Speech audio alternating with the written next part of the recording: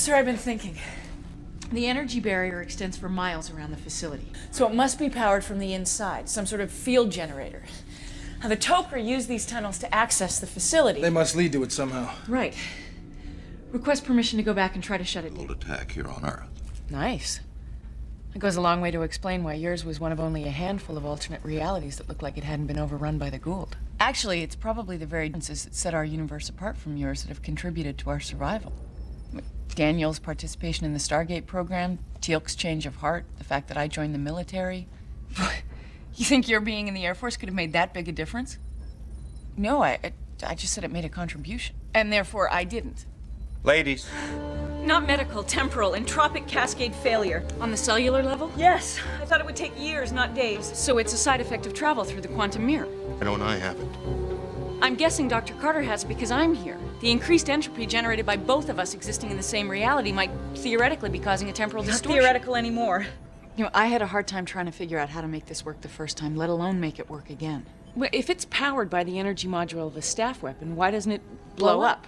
My best guess, the device creates a modulated dampening field around the liquefied naquadah which controls the energy transfer to the capacitors. So maybe the modulation is thrown out of whack each time it's activated. That's exactly what I thought. How do you even begin to recalibrate a field that you can't generate in the first place? Hey. Are you Carters going to be able to figure this out?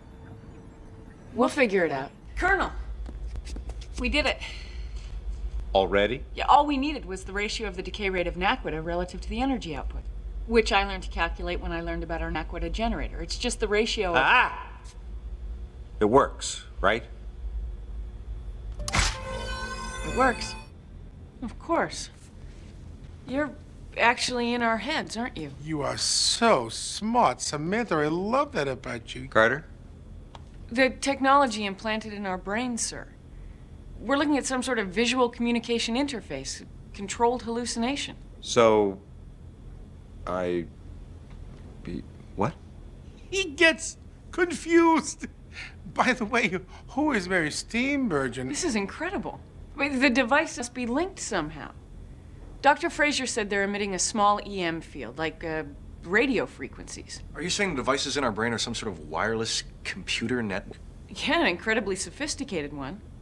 Obviously able to work over significant distances. I mean, that's why we were all drawn to the commissary when Colonel O'Neill was eating dessert. I think there is, sir. And I'm not the one who thought of it. Sokar did. Sokar? Yes, sir. When he tried to breach the iris by bombarding it with a particle beam, subatomic particles barely small enough to reintegrate produced energy as they decayed. Which caused the iris to heat up. Exactly. Now, if we could do the same thing, we could melt the hardened naquadah barrier just at the event horizon and create a pocket of superheated gas. Then what? Well, then all we have to do is open the gate again, sir. The unstable vortex it normally generates would then be allowed to expand that pocket and create an even larger cavern. One person might be able to go through, sir, and dig it out. This is a major find. I have to see this. You too? Well, look at these readings, sir. These are leptons. Get out.